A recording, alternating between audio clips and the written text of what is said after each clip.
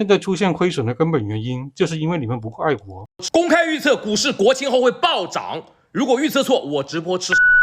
一帮怂炮劝你们要冷静，老子等了将近10年才等到这波行情，你让我冷静，冷静不了一点，给我全场猛干！你们相信我，节后必爆炸。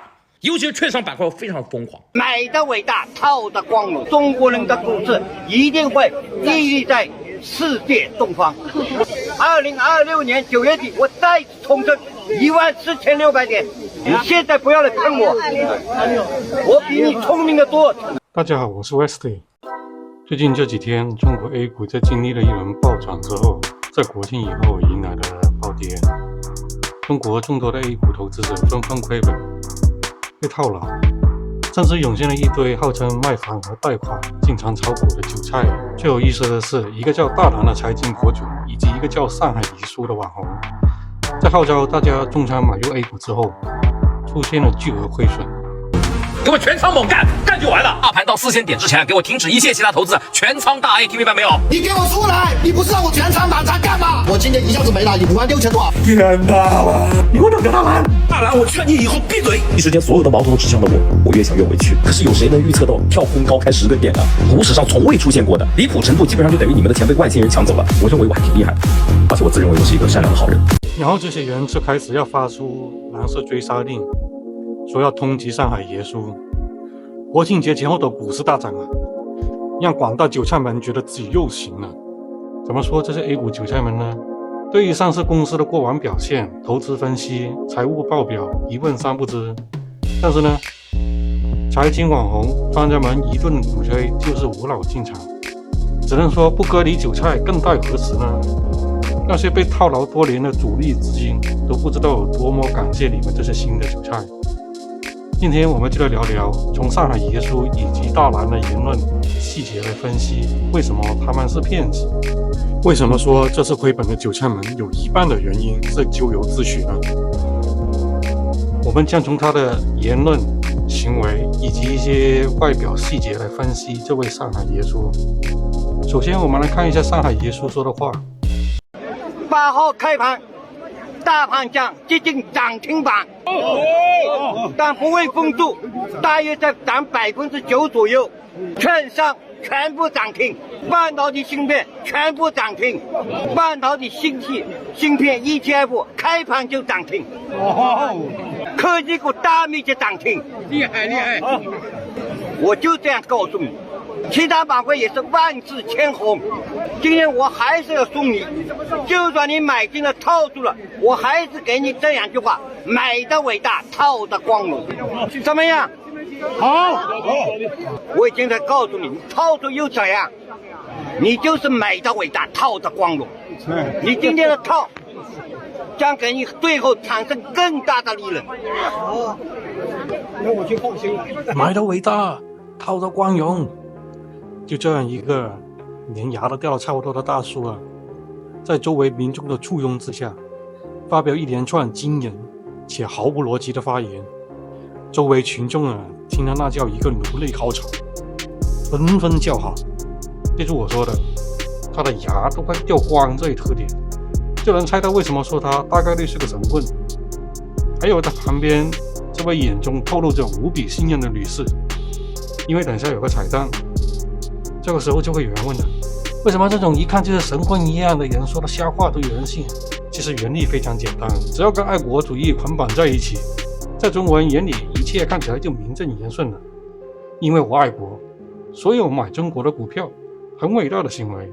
因为我爱国，所以买股票一定会涨的。因为我爱国，被套都是光荣的，是为国家做贡献。所以按照这套逻辑来说，现在出现亏损的根本原因，就是因为你们不够爱国。Nice， 开个玩笑啊！言归正传，你仔细分析分析，上海爷叔这番话里面的各种因果有什么必然的联系吗？逻辑上成立吗？后面再根据这位上海爷叔说的，今天被套住的股票是为了让以后产生更大的利润。那这句话呢，稍微有点脑子的人都能知道，股票被套牢跟以后会不会涨没有任何逻辑上的必然联系。似乎在他们眼中总觉得一切都遵循物极必反的道理，却忽略了现实往往会出现更多的可能性，比如说现在这样跌得更惨。上海爷叔说的这番话听起来更像是那些长期被 A 股套住的韭菜们一点自我心理安慰，很可能就包括了上海爷叔自己，所以才能博得众多韭菜们的欢呼和簇拥。说句题外话，上海爷叔在成为网红后马上就尝到了成名的甜头，和美女们见面拍照吃饭，还有被韭菜们众星捧月，现在看起来都特别的讽刺滑稽。现在我们说回上海爷叔的哑口问题，也就是外表细节。为什么要特意挑明说呢？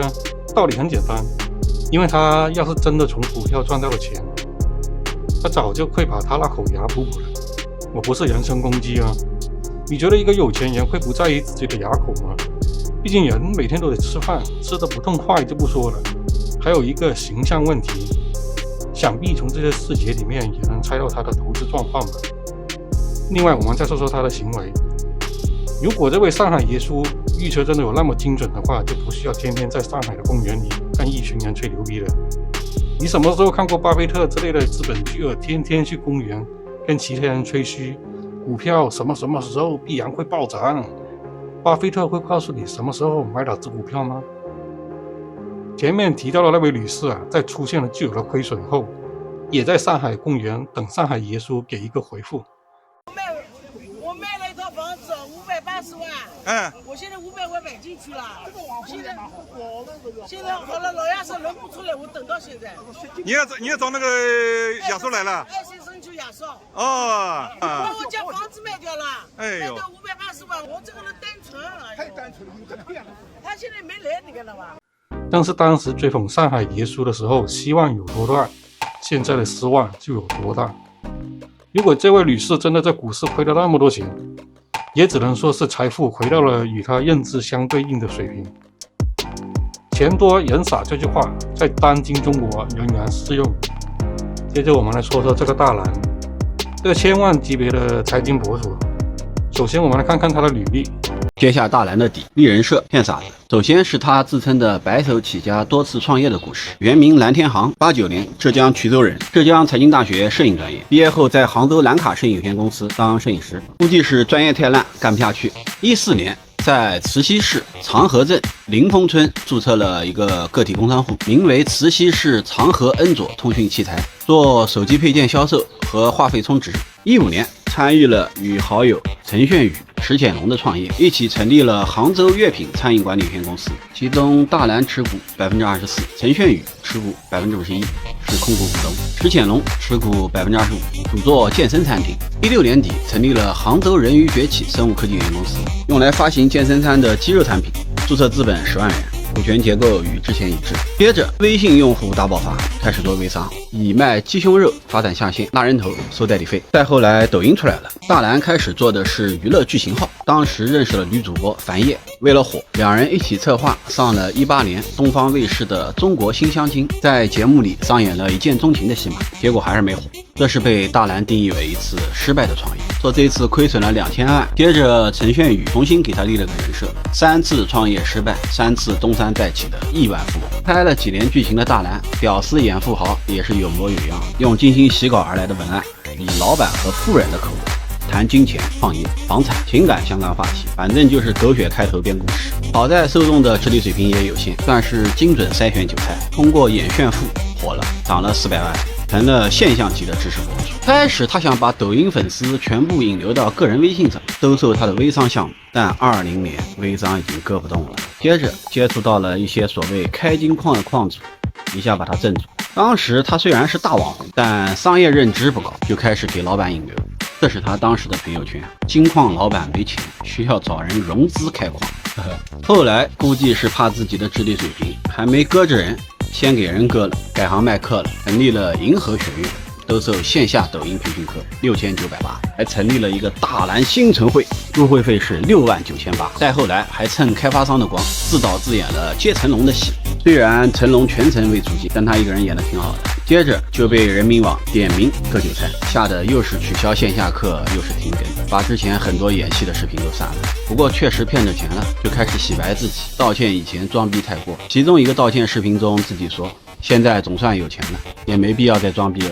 他还出过一期比特币能不能买的视频，认知极其低下，可以说是一个对于经济学和互联网一窍不通的著名经济博主。这次炒股也是，虽然一点经济学知识都没有，从头到尾以爱国人设裹挟情绪，不谈逻辑，但能粉他的群体就吃这一套。成功学果然遥遥领先，他这次的付出应该是带着任务的，平台也给他胡说八道大开理解了。不过后面估计是上头玩脱了，直接开始爆代码。目前看来应该是涉嫌操纵股市，这不他又开始删视频了。这次不知道还能不能逃掉了。那这个时候大概也就会明白，为什么要提起大蓝过往的从业经历了。你会发现他从来没有实打实的金融或者投资方面的履历，包括上面说的上海爷说，顶多也只能算会买股票罢了。你说是巴菲特煽动你去买股票，然后出现了亏损，都情有可原。那你相信了这两位神棍，真的是自作自受啊。那么他们的粉丝和受众为什么就会觉得他们的大蓝比巴菲特、索罗斯等知名的金融大佬或者知名的投资银行或者机构厉害呢？那其实原因很简单，大蓝的受众认知水平有限，比大蓝还低。他的粉丝一看到一个开劳斯莱斯、外表也不差、粉丝数量还多的人，而且还是个爱国的高富帅、成功富豪，也就信了他的鬼话。这一次国家提振 A 股，自然也就盲目从众跟着投资了，结果就是血本无归。看到了吗？精确瞄准了成千上万的爱国韭菜，反正就是一切事情跟爱国扯上关系，一切看起来就没有问题。正所谓博主的水平和受众的智商完美匹配。最荒谬的是，以大蓝的水平，他那98000人民币的私董会会员还真有722个人买，总共可是有超过7000万的收入啊！说明中国的傻子还是不够用，未来中国的经济还是要靠你们的贡献。因为我信任大蓝，所以他说什么我就做什么。肯定有不少粉丝真的听从了大蓝的建议，全仓买入 A 股，然后亏得血本无归，所以最后才会有所谓的蓝色追杀令。只是一切归根到底，还不是因为这些人贪钱，喜欢投机取巧，还不愿意承认自己自身平庸的原因。今天就算不是因为听了大蓝的话炒股亏损，以后必定也会因为房地产等，又或者前些年大火的 P2P 之类的全民投机风潮活动而亏本。我再举个例子，澳门最大的线上赌场上线啦！澳门最大的送钱赌场上线了，然后再找一帮人在网上吹嘘说去了澳门，个个都赚得盆满钵满。比如说那些人买了多少万的筹码去玩，结果竟然赢了本金200%的奖金。你信不信这群人也马上一窝蜂的冲过去澳门的赌场？只不过大蓝们成了这些人的宣泄口罢了。曾经也有似曾相识的一幕，就是那些炒房客，房价涨的时候就是自己独具慧眼，有投资眼光，跌的时候呢就去房地产开发商门口举横幅大闹，其背后的原因都是一样的。最后为什么说这次亏本的韭菜们有一半的原因是咎由自取呢？从这几天 A 股大跌就能看出来，中国人一直以来存在的特点：盲目从众，轻信权威，普遍不具备独立思考能力，所以毫无个人判断可言，只注重立场，没有逻辑，贪心又爱投机。还是那句老话，人只能赚到自己认知以内的财富。有人就说了，国家都注入资金到股市支持发展了，中国 A 股一定会涨回来的，这只是暂时性的下跌。我打个比喻，就算今天给中国足球设立一个踢进世界杯就奖励10亿元的目标奖金，中国足球还是一样烂。就算再把 C 罗、梅西都规划给中国队，一样还是连日本都踢不赢。虽然我不是专业的金融从业者，但起码我知道一家企业的股票会不会涨，是不是应该看这家公司时下的业绩以及未来的表现等等。但是你们中国的 A 股就不一样了，很多公司的什么财务报表、业绩都可能是假的，你来告诉我怎么判断？还是说听专家还有那些财经博主推荐买的股票，万一他们就是来割你韭菜的呢？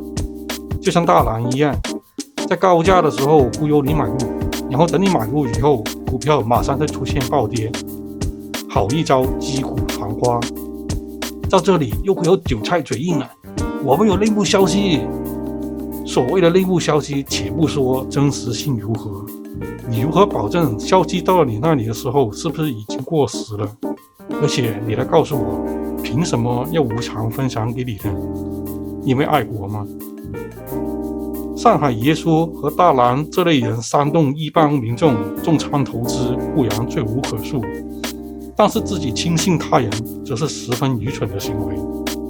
中国人总是寄望于他人，就是不肯提升自己。说难听点，你一个业余的都算不上，怎么跟专业的比？假如今天让你们这些平时足球都不踢的人可以组成一支业余队伍，赢了国足每人奖励1亿人民币，国足就算再烂也吊打你们这帮韭菜。毕竟是职业球员，投资本来就有风险，但是我们中国人就不一样了，双标玩得特别好，赢钱呢就自己有眼光，料事如神，赔钱呢就找 A 股赔钱，找大蓝们找上海爷叔们赔钱，反正就是不承认自己没本事。毕竟怪罪别人比承认自己无能简单多了。你股票赔了钱就找我，那么赢了钱呢，又会分给我。我没有拿着枪逼着你们去买股票的，是因为你们贪心。想赢多一点吗？把所有的家当丢进去了是吧？现在输了，怪谁呀？你别。我已经2天晚上睡不着了。我这条视频屏蔽了所有的家人和朋友。前几天说好了这波行情要稳住，坚决不能入，又有多少人和我一样悄悄的加了仓。本来想着趁着这波行情可以多赚点，让自己更有底气一些。这下好了，把自己仅有的私房钱也给投进去了。看着绿的数字越来越多，我还有一条离婚的视频还没有发呢，这下还让我怎么有底气来发？我感觉自己就是一个天大的笑话。